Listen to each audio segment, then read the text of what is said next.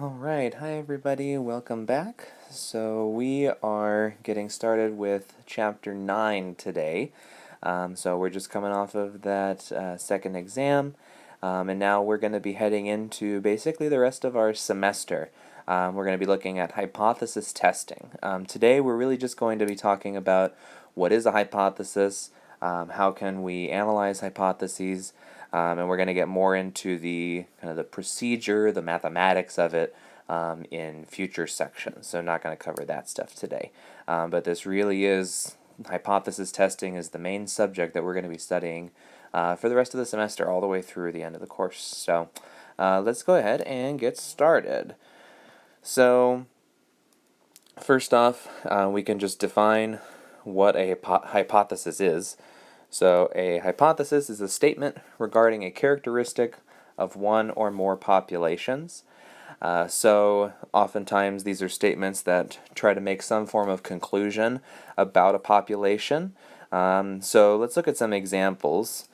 So first example, in 2008, 62% of American adults regularly volunteered their time for charity work. A researcher believes that this percentage is different today.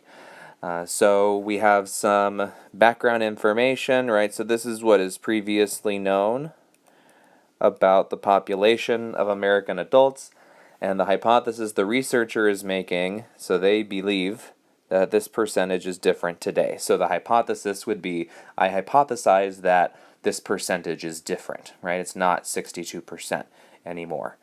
In part B, we say, so according to a study published in March 2006, the mean length of a phone call on a cellular telephone was 3.25 minutes.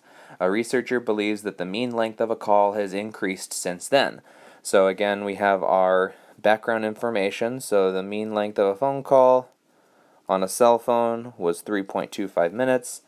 And now the hypothesis that they're making about it today is that the mean length has increased since then. So we're saying that they hypothesize the mean length of a cell phone call is longer than 3.25 minutes.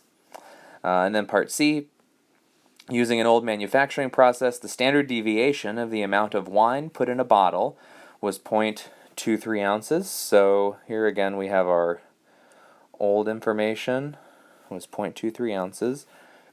With new equipment, the quality control manager believes the standard deviation has decreased. So they are hypothesizing that the standard deviation is less now than it was before. So there's less deviation, less variation in those values. Okay, so we're just making a statement or a claim regarding one characteristic of a population. So when it comes to testing these hypotheses, so just one thing they want to make note of here, it's usually impossible or impractical to gain access to the entire population, and that's just true about anything. So we typically tend to use sample data. Okay, so this is when we're testing hypotheses, we often will work with a sample. And that's what we do in statistics. We mostly work with samples instead of populations because it's really hard to get population-sized data.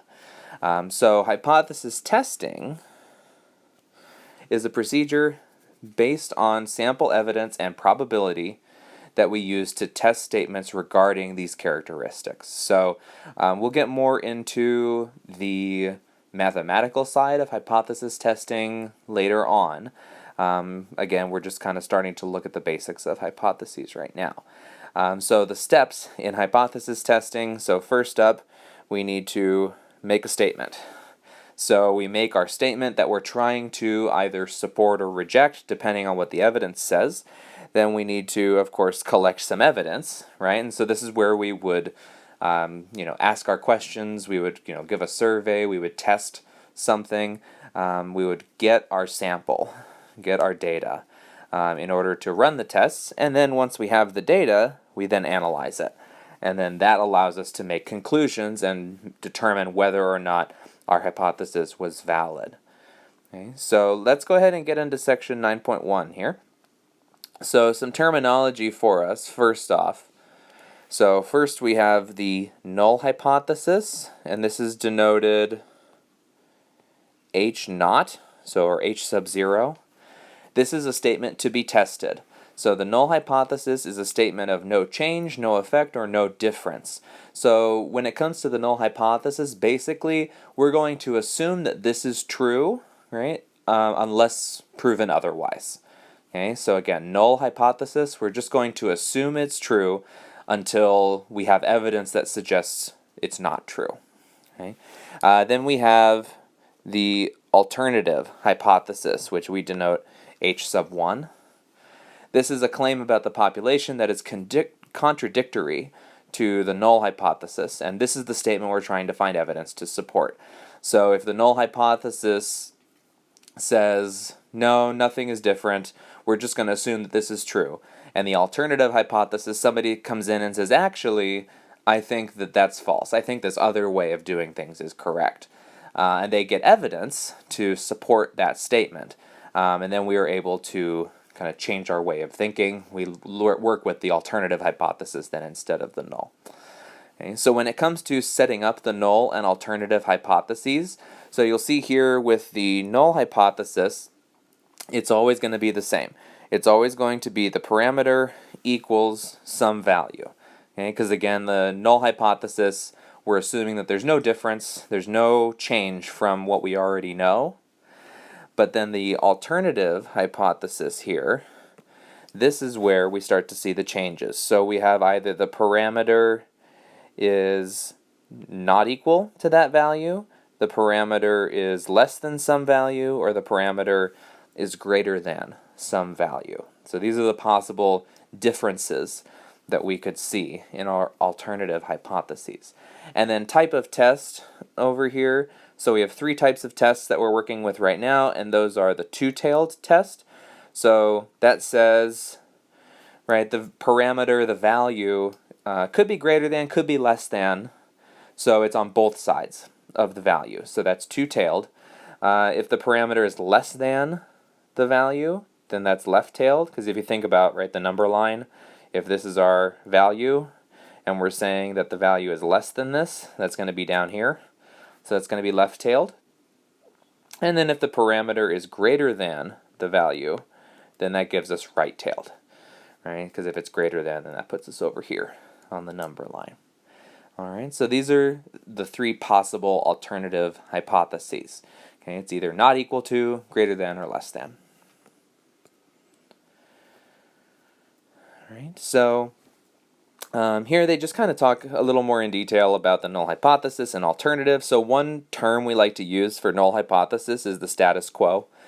So we just assume that whatever we are already assuming to be true, just say that it's true, say that there's no change from what we already know.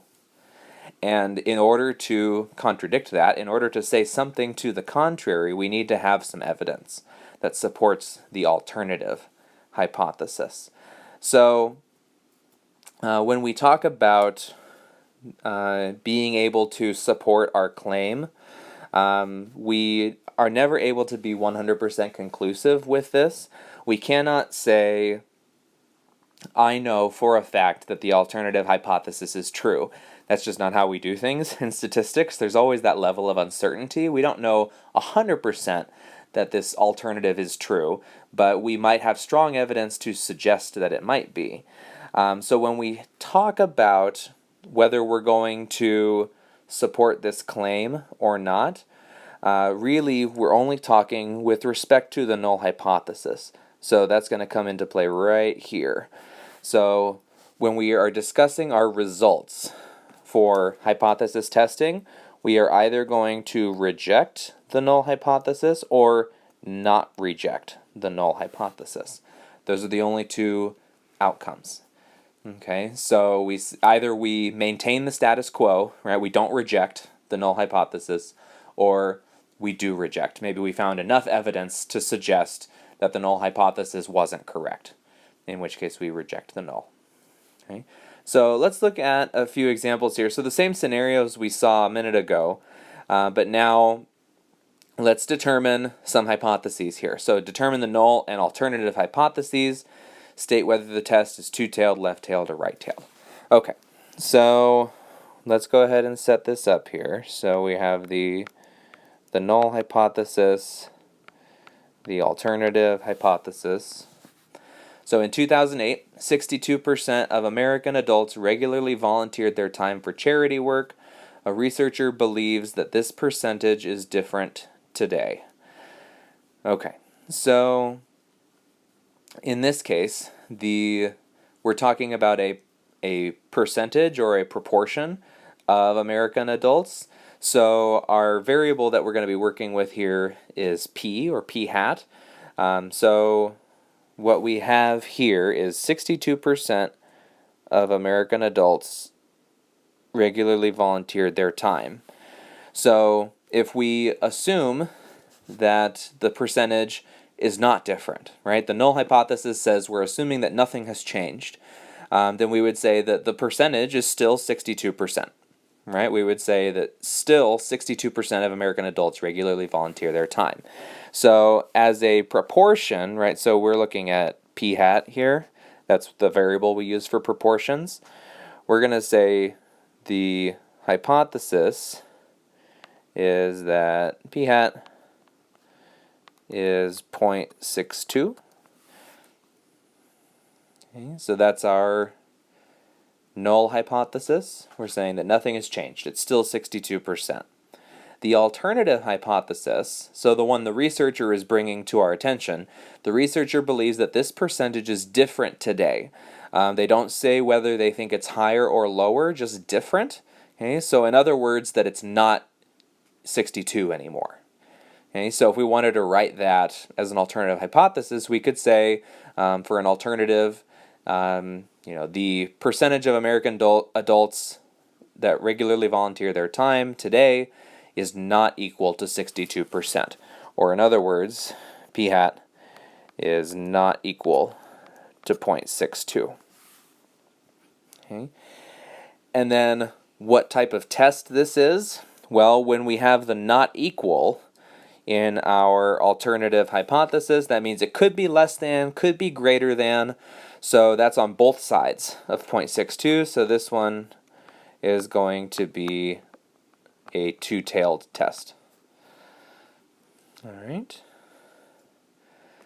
So then for part B, according to a study published in March 2006, the mean length of a phone call on a cell phone is 3.25 minutes, and a researcher believes that the mean length has increased since then. So in this case, we're working with the mean length of a phone call, so that's going to be, right, x bar. So our null hypothesis that nothing has changed is that x bar is 3.25.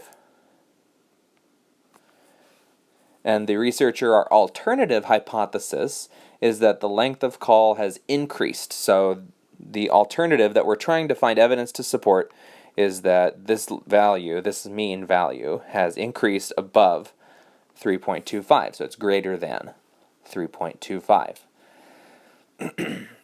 Okay. Now, whether this is two-tailed, left-tailed, or right-tailed, well, with x being greater than 3.25, greater than, again, if we're looking at our number line, right, there's x, right, greater than is that way, so that would be, in this case, right-tailed. Okay, so this is a right-tailed test.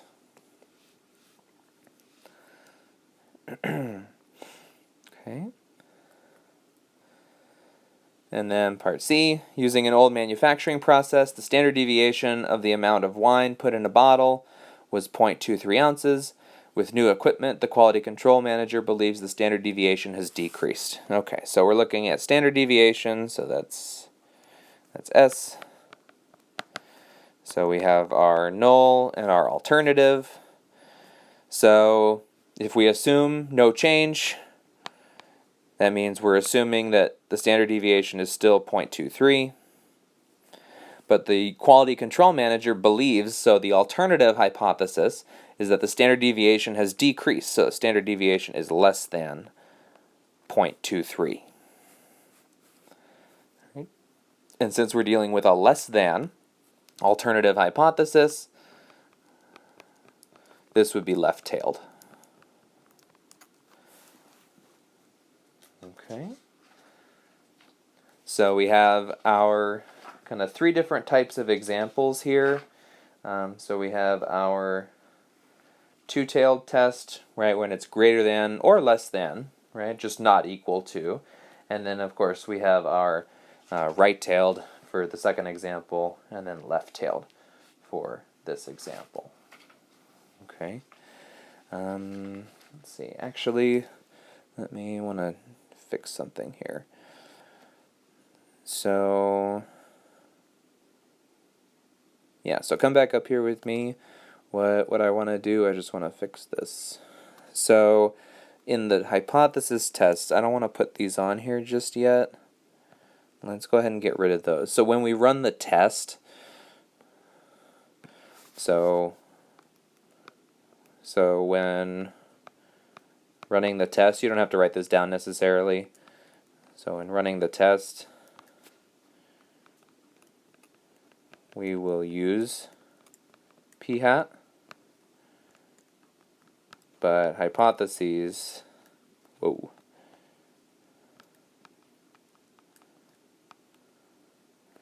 I'm having a lot of trouble writing hypotheses here.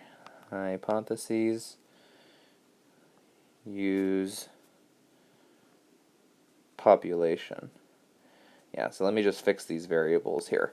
So when we're dealing with p-hat, so again, that's with the sample. The hypothesis is addressing the entire population, so we're just going to use p for this, not p-hat. Similarly, let me come down here and fix this. So x bar will be used in the sample, right, when we're actually running the test, but for the actual population, we're going to be using mu, right? That's our population mean. And then for the standard deviation, again, we will use S when we're actually running the tests, but for the hypotheses, we're going to use sigma. That's our population standard deviation. So again, this is for the population mean and the population standard deviation. Okay, so sorry about that. Let's just get our variables right here up top. Okay, so but we'll see more when we actually do the math on it, when those other variables come into play. Okay. So let's look at section 9.2, so outcomes and the type 1 and type 2 errors. So there are 4 possible outcomes when running a hypothesis test. 2 of these outcomes are correct and 2 are incorrect. 2 of these outcomes result in us making an error, basically, which is always possible when running these tests because we can never be 100% certain about any of these results.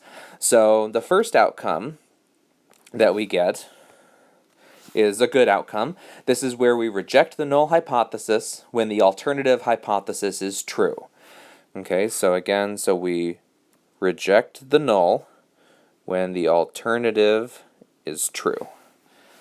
Okay, so in other words, we rejected the null and we were supposed to, right, because it was wrong, right? The alternative was the correct one, so this would be correct. Okay.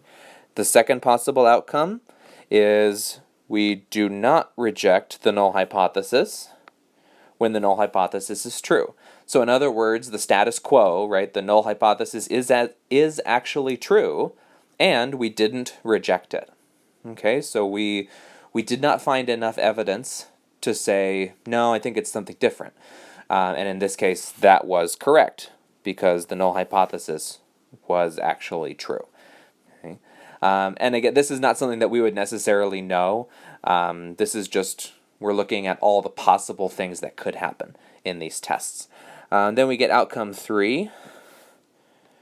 Outcome 3 is where we reject the null hypothesis, but the null hypothesis was true. So we said, I found enough supporting evidence that I believe the null hypothesis is not correct, that I think the alternative is right. But it turns out the null hypothesis is actually true. So this decision that we made would be incorrect, and this is what we call, let me get a different color here, this is what we call a type 1 error. Okay, so a type 1 error is where we reject the null hypothesis, but we shouldn't have. Okay, but the null hypothesis was actually true. Okay, and then the fourth outcome here is where we do not reject the null hypothesis when the alternative hypothesis is true. So in this case, we were actually supposed to reject the null. We were supposed to get a different result. But we didn't have enough evidence to support that, so we did not reject the null, but we should have. Okay, so this type of statement would also be incorrect, and we call this one a type 2 error. All right. So here are the possible outcomes. So they put it in this nice table for us here. So when the null hypothesis is true and we do not reject it, that gives us a correct conclusion. When the alternative hypothesis is true, so we do reject the null, that is also a correct conclusion. But when the null hypothesis is true and we still reject it, that's a type 1 error.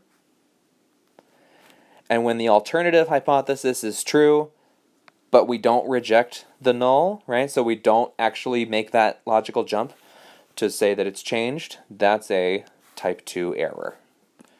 Okay, so those are the 4 possible outcomes and all the different possible errors that we can see in these hypotheses. Okay. So, and then of course, let me just make a mention down here. When we say that H1 is true, we just mean that there is enough evidence to support the claim. So again, we don't have that certainty in statistics where we can say this is definitely true or definitely not true. We can say we have a strong supporting evidence that this is true or that it's not true. Okay. So let's look at this example here. So it is believed that 11% of all Americans are left-handed. The college needs to know how many left-handed desks to place in the big lecture halls being constructed on its campus. In a random sample of 140 students from that college, whether or not a student was left-handed was recorded for each student. The college wants to know if the data provide enough evidence to show that students at this college have a lower percentage of left-handers than the general American population. State the random variable, population parameter, and hypotheses, and then we'll state the type 1 and type 2 errors in the context of the problem. So the random variable here is going to be, right, whether or not a student is left-handed, right? So that's what we're really determining in our sample, is whether or not the student is left-handed. Okay. So our population parameter, what we're going to be using when we're running this test, well, we're comparing it against the 11% of all Americans. So that is a proportion, right? So this is a proportion. So we're going to be using P as our population parameter.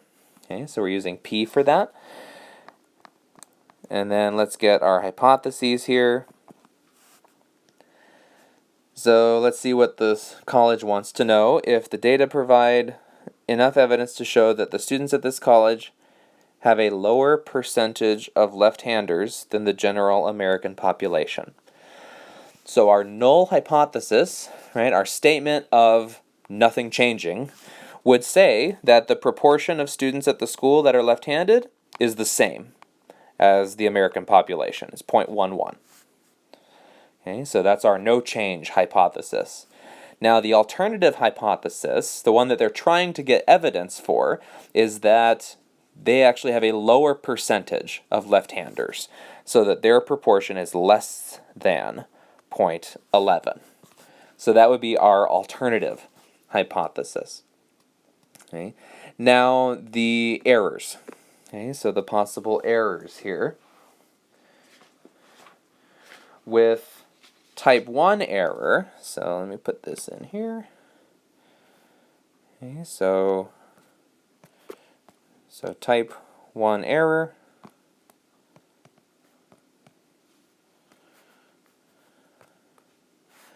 Alright, so type 1 error, if we look back up to our table there, this is where the null hypothesis is true, but we rejected it anyway.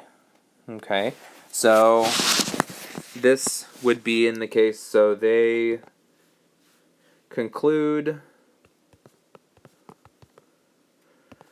that their college does have a lower percentage of left-handers,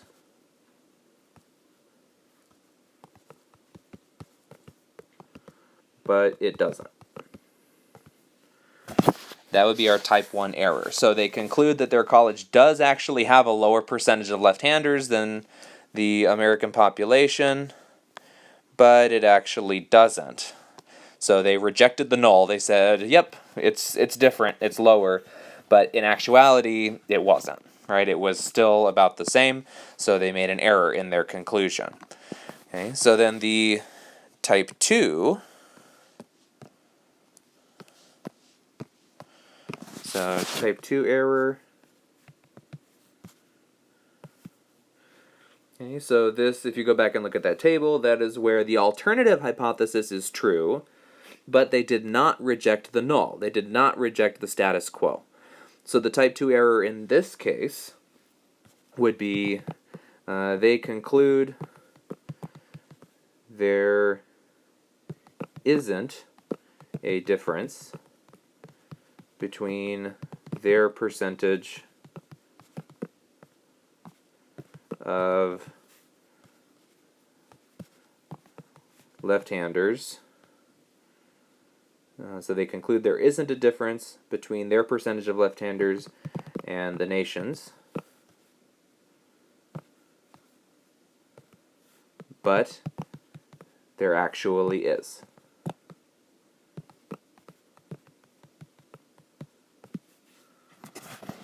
Okay, so that would be our type 2 error, would be they conclude that there isn't a difference, that it's just the same, it's the status quo, right? It didn't change, but that there actually is a difference, and they just weren't able to find it.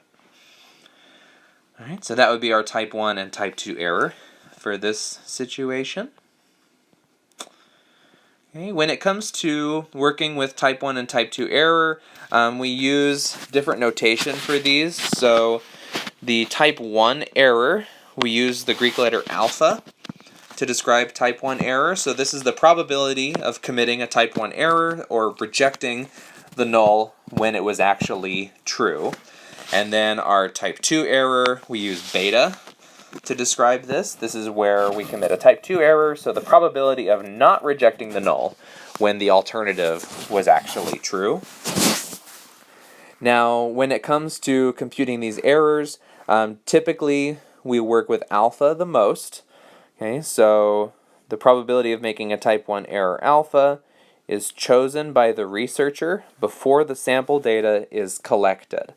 So we're going to go into our sample, into our test, and say, I am comfortable that I will make an incorrect conclusion, 5% of the time, 10% of the time, or 1% of the time, however much that is. This is going to be called our level of significance. Okay, so that's what alpha is. That's our level of significance. This is the probability of making a type 1 error. And that we're going to talk a lot about that later on, just kind of how comfortable are we with the possibility of making this type of error. But there's always a chance, right? We can never have it where we're 100% certain in any of our results. Okay, so that's type 1 and type 2 errors. Okay, so now 9.3. Nice short section here, just one page. So this is really just trying to have you recall some stuff we've talked about in the past when it comes to sampling distributions, because we're going to be working a lot with sampling distributions. because these are the values that we're going to be running tests on. Okay, so if we're trying to work with and make hypotheses about a population mean, in order to do this, we're going to be using the t-distribution. Okay, we have our formula for standard error. That's our t-value, right, our t-score. We're using the mean sub x bar and sigma sub x bar. We can also have sampling distribution about a population proportion. So this requires us to remember the value of p hat. Okay, and then we remember that the mean is just p, whatever that is, and the standard deviation, we have our formula for that. Okay, so we're using mu sub p hat and sigma sub p hat. So we've seen, this is all stuff that we've seen before, but just to kind of bring this back kind of to the forefront of your mind, because these are the different values, the different variables that we're going to be working with when we're running hypothesis tests, right? We're going to be comparing whether a mean value